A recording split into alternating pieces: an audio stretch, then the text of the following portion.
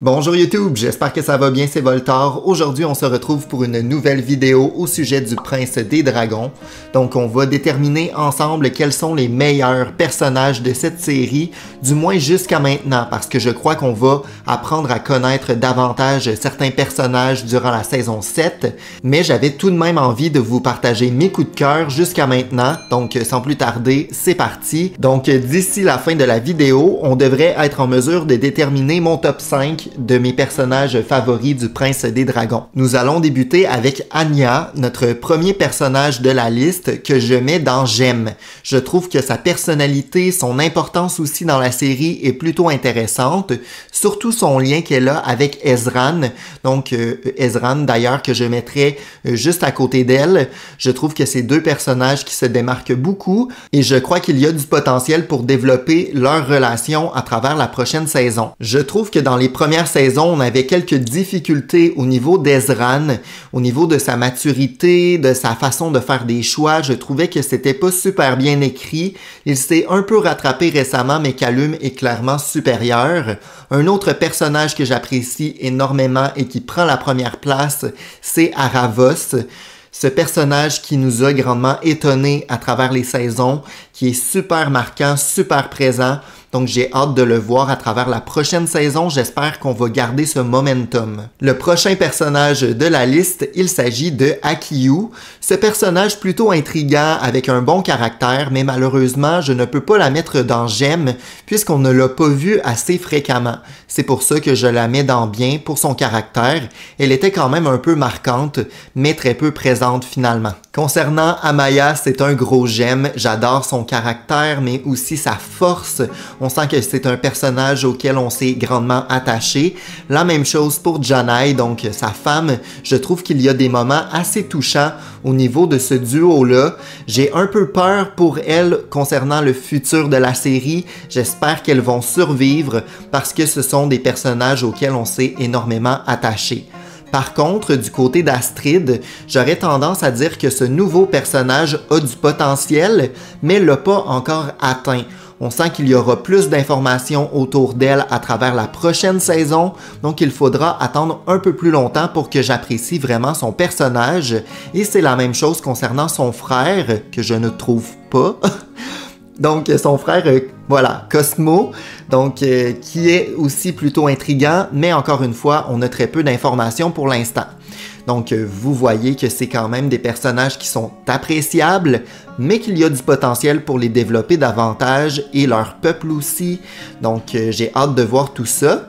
Concernant Ava, c'est un personnage, encore une fois, un allié intéressant, mais qu'on n'a pas vu depuis longtemps, de même pour son propriétaire. Donc, je ne sais pas si on les reverra, j'espère, mais bon, je les mettrai dans Bien. Plutôt intéressant, mais pas trop marquant non plus. Concernant désormais les dragons, je considère que c'est deux personnages plutôt intéressants. Il y a des moments hyper touchants concernant le passé du royaume qui tourne autour de ces personnages-là. Mais malheureusement pour Zim, les dernières saisons ont été plutôt vagues à son sujet. Je trouve que on a donc 3 saisons qui parlent très peu de lui, on le voit très peu évoluer, donc j'ai trouvé ça plutôt dommage. La série porte quand même son nom, donc le Prince des Dragons, donc j'espère qu'on va un peu retourner aux sources et apprendre à le connaître davantage, le voir évoluer à travers la dernière saison. Et là, je crois que je vais me faire détester pour ça, mais je trouve que Bait est très peu intéressant. Je comprends que la série avait besoin d'une mascotte un peu drôle, mais je trouve ça un peu inutile comme personnage. En plus, il est présent depuis le début. Je trouve ça un peu lourd, un peu dommage. Surtout depuis l'ajout des 3 petits. C'est tellement tannant. Je trouve que c'est les passages un peu inutiles et enfantins qui font du Prince des Dragons, certes une superbe série, mais qui perd un peu en intérêt.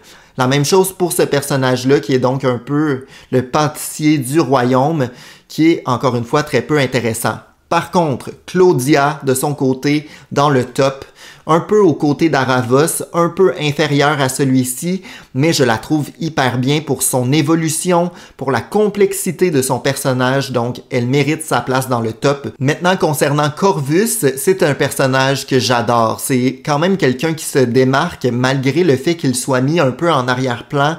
Je trouve qu'il a quand même son importance, donc je le mettrai dans le haut du classement. De même pour les deux autres personnages que j'aime beaucoup. Je trouve que leur personnalité se démarque, donc Soren un peu plus que les autres, mais c'est quand même trois personnages assez forts là, malgré leur position un peu secondaire dans la série. Je mettrai celui-ci et Etari dans bien. Ce n'est pas des personnages qu'on a grandement vus, donc je pense qu'il y a du potentiel pour les voir encore plus. Ils semblent avoir une personnalité intéressante, contrairement peut-être à Finnegryn, qui était, selon moi, moins marquant à travers la série. Je le mettrais au même point à peu près que Akiyu. Voilà. Aro. Ça, c'est difficile. J'hésite un peu. Je sais pas. Non, je vais le mettre dans J'aime. Parce qu'on l'a très peu vu, mais le temps qu'il était à la caméra, c'était hyper prenant, hyper intéressant. On l'a perdu assez tôt dans la série, mais ça reste un personnage plutôt marquant comparativement par exemple à Finnegryn ou encore Akiyu, qui était aussi très peu présent, mais beaucoup moins marquant finalement que Aro. Ibis, un allié qui s'est sacrifié pour nos héros, je le mettrais dans J'aime, non, dans Bien. Parce qu'il n'est pas à la hauteur là, des autres personnages de la catégorie J'aime. Mais bon, son sacrifice vaut la peine d'être mentionné, donc dans la catégorie Bien, ça fait l'affaire. Maintenant, on a quand même trois méchants là, dans la sélection en bas qui vont aller dans Bien. Je trouve que chacun se ressemble assez. J'y trouve quand même intéressant. Ils sont sous l'influence d'Aravos, se font manipuler, c'est un peu le même principe pour chacun d'entre eux. Maintenant, Kim Dael, c'est un peu plus complexe. Je la trouve déjà plus marquante que certains vilains, pourtant on l'a très peu vue. Donc je pense que nous la reverrons. Elle est plutôt intrigante, très sanglante, donc j'ai hâte de voir la suite. Je pense qu'une partie de la saison 7 va tourner autour d'elle. Même chose pour Etari, donc ils ont le potentiel d'augmenter de catégorie. Kapar, je ne sais jamais comment prononcer son nom. Je le trouve plutôt intriguant, il nous a appris énormément de choses sur le passé de Viren. C'était donc son mentor et il nous a appris des éléments concernant la magie noire. Donc, il mérite sa place dans Bien. Je suis un peu déçu de ne pas l'avoir découvert davantage. Peut-être que ça va venir. Maintenant, les parents de Rayla, deux personnages hyper touchants. La dernière saison nous a montré le choix déchirant qu'a dû faire Rayla les concernant, mais j'ai trouvé que c'était une finalité plutôt belle, donc j'ai apprécié grandement. Ils méritent leur place dans la catégorie Bien. Donc, très touchant ces personnages-là, leur relation aussi. Ils se sont sacrifiés pour la protection de Zim, finalement. Donc, c'est plutôt appréciable. Leola, de son côté, je suis plutôt mitigé. Visuellement, son personnage est hyper beau, hyper bien fait. Mais je trouve que son histoire est encore un peu floue. Mais j'en attends davantage concernant la prochaine saison. J'espère qu'on va développer son passé et sa relation avec Aravos davantage. Bon, on peut rapidement enchaîner sur deux personnages que je trouve très peu intéressants encore une fois. Je pense que c'est le côté plus humoristique de la série que j'ai de la difficulté à vraiment encaisser. Donc, je mettrais ces deux personnages-là, bon, peut-être une X supérieure, mais on dirait qu'ils sont simplement là pour le plaisir, pour faire des blagues, un gag. Donc, bof, très bof. Concernant maintenant Runan, je le mettrais dans J'aime.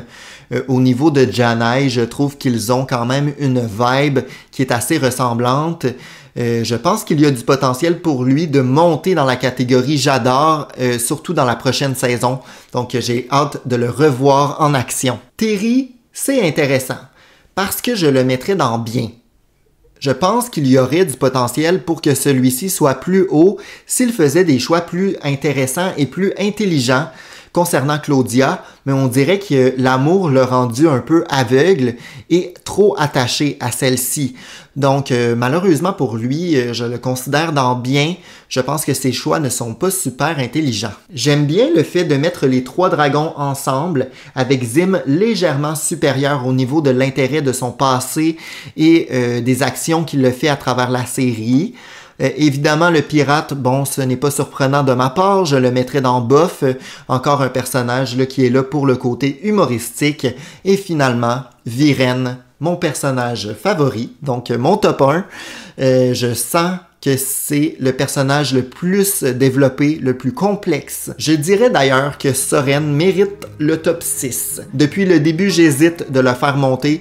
Je crois qu'il mérite sa place dans J'adore pour sa personnalité et le détachement qu'il le fait par rapport à sa famille. C'était un choix déchirant. Je suis vraiment content de mon classement, surtout du haut de celui-ci, donc mon top 6 qui est très marquant. Ce sont des personnages complexes aussi et je suis d'accord avec moi-même concernant la fin de mon classement, donc les personnages très peu intéressants, plus humoristiques, que j'apprécie un peu moins. Par contre, je suis conscient que le côté humoristique peut plaire à certains d'entre vous, donc tant mieux. Si c'est le cas, mentionnez-moi d'ailleurs en commentaire votre top 5 personnel. Ça me ferait plaisir de comparer un peu nos réponses dans les commentaires. Merci beaucoup d'avoir regardé.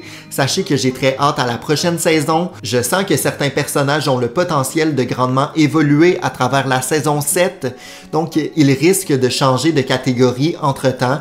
Donc, j'aimerais bien refaire ce processus-là, mais une fois la série terminée, je pense que ça serait plutôt intéressant. Merci beaucoup d'avoir regardé. Si jamais la vidéo vous a plu, mettez un pouce en l'air, abonnez-vous et on se retrouve très bientôt pour une nouvelle vidéo sur la chaîne. À bientôt. Ciao!